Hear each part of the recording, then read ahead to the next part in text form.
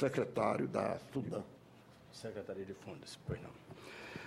Excelentíssimo senhor senador João Alberto, excelentíssimo senhor senador Donizete, nós inicialmente gostaríamos de agradecer, né, essa oportunidade e dar um bom dia a todos aqui presentes, né. Nós vamos aproveitar e mostrar a vocês um breve balanço dos fundos regionais, né, e as perspectivas de investimento para os próximos 4 anos. Os fundos regionais contrataram 103 bilhões nos últimos 4 anos. Só em 2014 foram 29 bilhões, e assim distribuído, né? Na região norte, objeto desta nossa audiência, nós tivemos a aplicação em 2014 de 6,8 bilhões, e nos últimos 4 anos nós atingimos 25,7 bilhões de aplicação. O mais importante é esse destaque que todas as disponibilidades foram contratadas. Quer dizer, hoje é prioridade para o Ministério da Integração Nacional a aplicação desses recursos. Não podemos admitir que regiões com grande potencial, com grande demanda por investimento, possa o Banco Regional de Desenvolvimento dormir com recursos no caixa. Nós queremos que esses recursos sejam aplicados e hoje esse desempenho ele é tão positivo que muitas vezes os bancos ficam aguardando o aporte de recursos por parte do Tesouro para poder liberar, porque o recurso já está todo contratado. Aqui a gente faz um destaque para os últimos 25 anos, que é o tempo de vida dos fundos constitucionais. Nesse tempo, foram investidos mais de 210 bilhões e esses recursos possibilitaram a geração de mais de 20 milhões de empregos, assim distribuídos. 50 bilhões no Centro-Oeste, com a geração de 3,3 milhões de empregos. No Nordeste, 117,8 bilhões, com 12,9 bilhões de empregos. E na região Norte, 41,7 bilhões investidos nos últimos 25 anos, né, com 3,6 milhões de empregos gerados. Então, esses números são bastante positivos, demonstram a importância desse instrumento de financiamento da Política Nacional de Desenvolvimento. Os senhores podem estar perguntando por que a região Nordeste, né, recebeu uma parcela maior do que as regiões Norte e Centro-Oeste. Na verdade, a origem desses recursos criados, instituídos pela Constituição Federal, estabelece o repasse de 3% de toda a base de arrecadação do IPI, do Imposto de Renda, para os fundos constitucionais. Esses 3% são divididos 0,6% para o Centro-Oeste, 0,6% para o Norte e para a região Nordeste, que tem o semiárido, foi destinado 1,8%, né? Dos quais 50% dos recursos têm que ser aplicados na região do semiárido. A gente mostra a evolução das aplicações dos fundos na região da Amazônia Legal.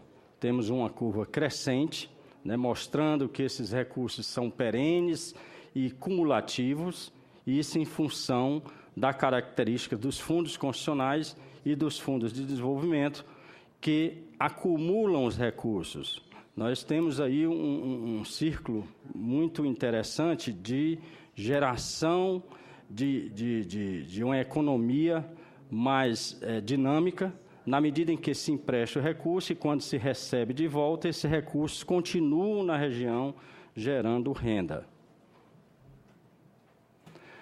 Nós apresentamos aqui aos senhores a divisão por estado, onde a Amazônia Legal recebeu 6,8 bilhões, assim distribuído. O estado do Pará, com 26%, né? O estado de Roraima, com 7%, Rondônia, desculpe, o estado de Roraima, com 12%, tá?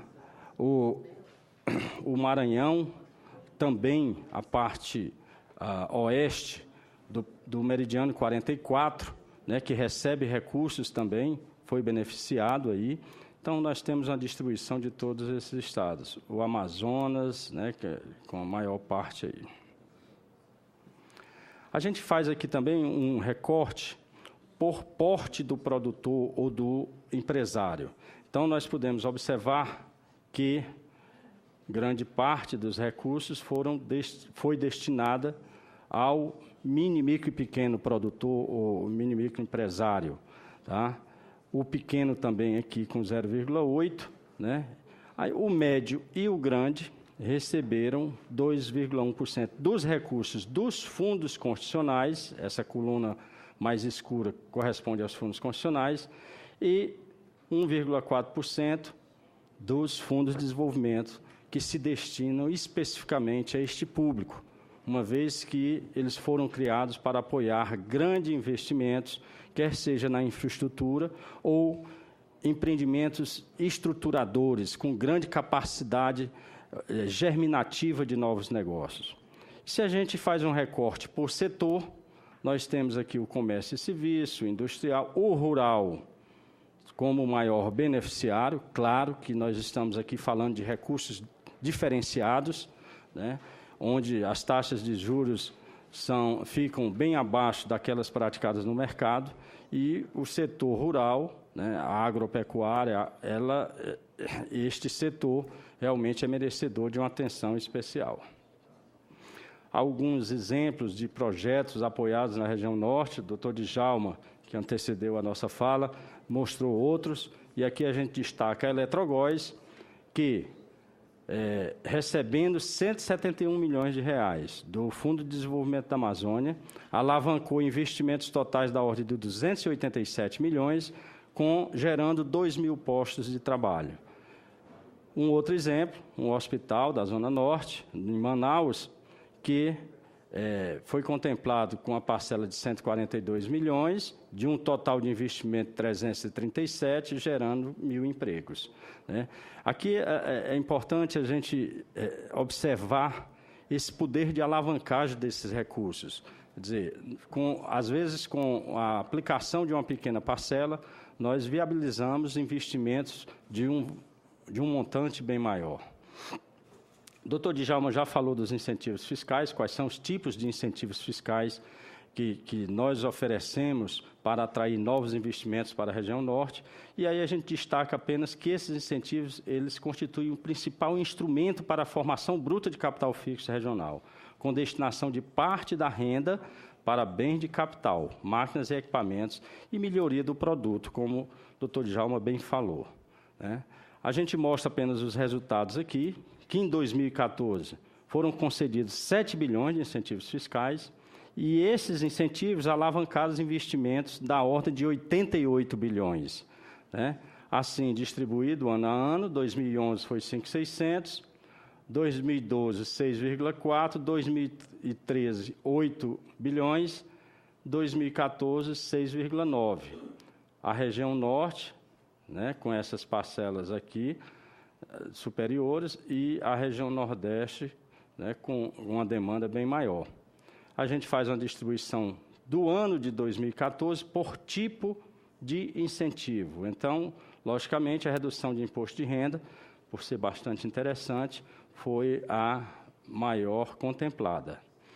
E o importante é que seja observada a previsão para 2015, né, de 6 bilhões de reais de incentivos fiscais. Naturalmente, temos alguns incentivos que dependem única e exclusivamente da iniciativa do empresário, como o que o doutor Djalma falou, do reinvestimento.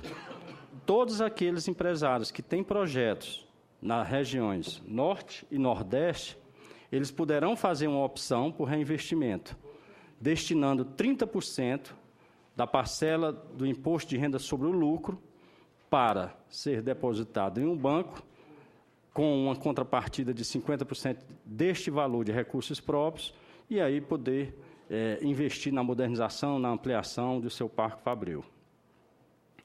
As perspectivas para os próximos anos, né? Os instrumentos de financiamento da política projetam um crescimento para o futuro. E aqui a gente vê que, para os próximos 4 anos, nós contamos com uma previsão de 121 bilhões de reais para aplicar nas 3 regiões, assim distribuídos.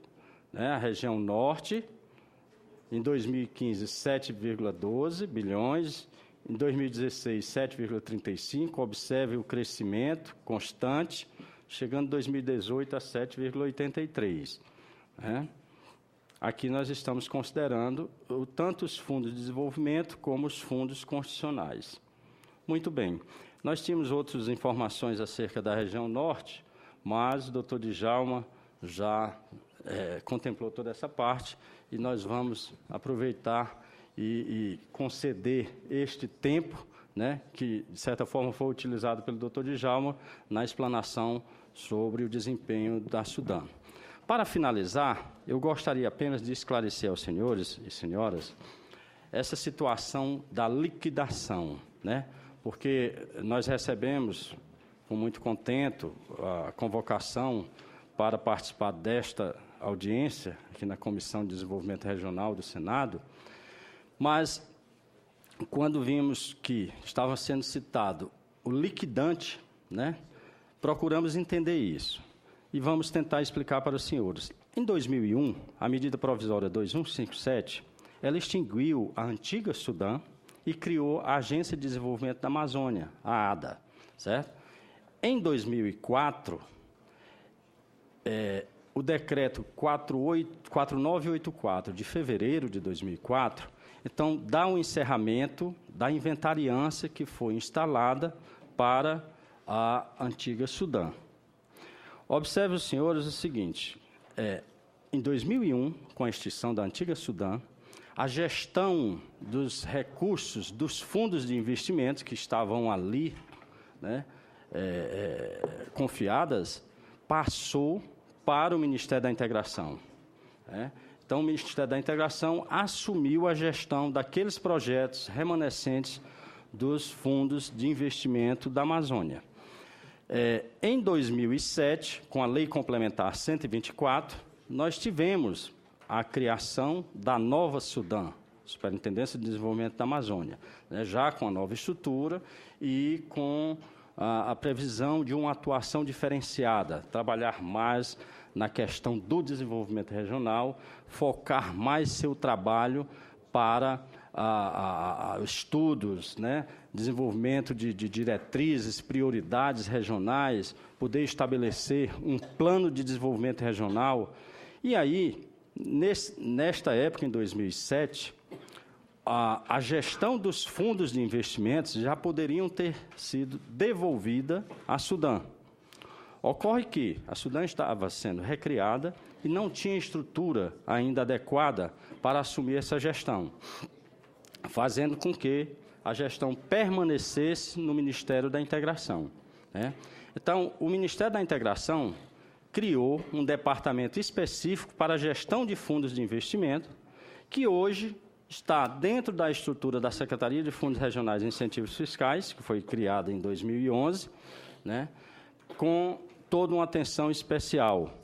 Este antigo departamento se transformou no Departamento Financeiro e de Recuperação de Projetos.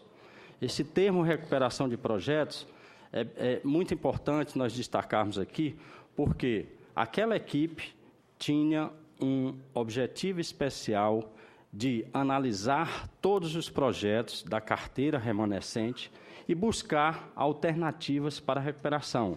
Nós sabíamos que ali existiam alguns projetos que apresentavam viabilidade econômica e financeira, outros em funcionamento, já gerando emprego, gerando renda, que seria muito importante uma atenção especial, um olhar diferenciado, para que, mesmo diante de todo o rigor da legislação que rege esses fundos, nós pudéssemos oferecer algumas medidas para revitalização, para recuperação desses projetos.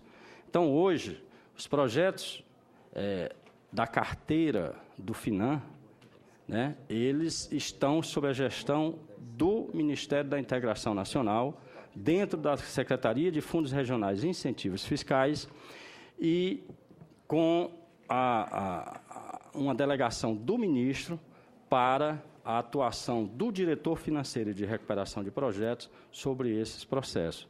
É tanto que a unidade que funciona em Belém, em uma unidade física junto da Sudam, está vinculada ao Ministério da Integração, que é a Gerência Regional de Belém.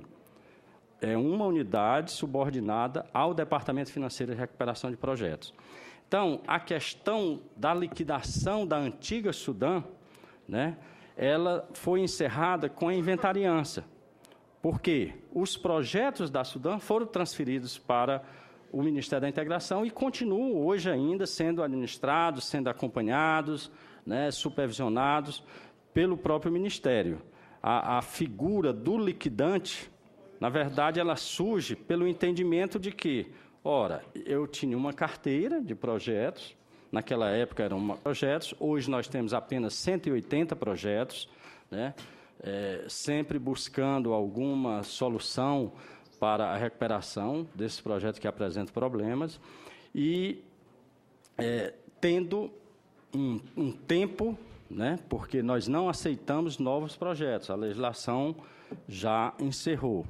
O que o Ministério da Integração lamenta, porque nós entendemos que esta forma de incentivo, né, que amparava os fundos fiscais de investimento, é uma metodologia muito interessante, muito inteligente, que permite que a própria iniciativa privada possa financiar novos projetos a partir da destinação de parte do seu imposto de renda, certo?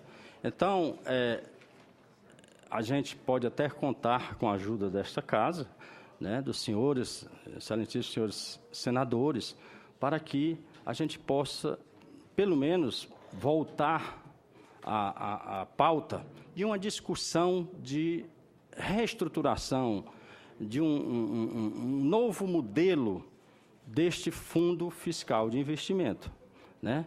Foram alguns problemas, o doutor Djalma, com toda a sua proficiência na questão do desenvolvimento regional da Amazônia, costuma dizer que nós tínhamos uma vaca bastante produtiva, que nela surgiram alguns carrapatos, e para se livrar dos carrapatos, mataram a vaca, né? E é claro que a região prescinde de um novo instrumento. Nós sabemos, apesar desses números, desses valores que nós apresentamos aqui, serem bastante significativos, nós que estamos acompanhando o desempenho desses fundos, temos a plena convicção que eles não são suficientes para atender toda a demanda. Que legislação que é essa que findou? A legislação que rege os fundos de investimento é muito ampla, senador. Então, nós temos a medida provisória 2199, que estabelece prazo para a entrega ou a recepção, protocolização de novos projetos. É isto que nós temos apenas a prorrogação daqueles projetos que já foram contemplados para que eles façam opções de destinação de parte do seu imposto de renda para a aplicação nesses projetos já aprovados. Mas, basicamente, nós temos a medida provisória 2199 e a lei 8167, certo? Esses são os marcos regulatórios maiores, e aí se desdobram em decretos, em resoluções, enfim, muitos outros dispositivos infralegais. Ok, era isso que nós tínhamos para falar. Eu retorno a palavra ao senador João Alberto, agradecendo mais uma vez. O Ministério da Integração estará sempre disponível, atendendo o chamado desta comissão, porque, afinal de contas, o desenvolvimento regional está dentro da nossa missão.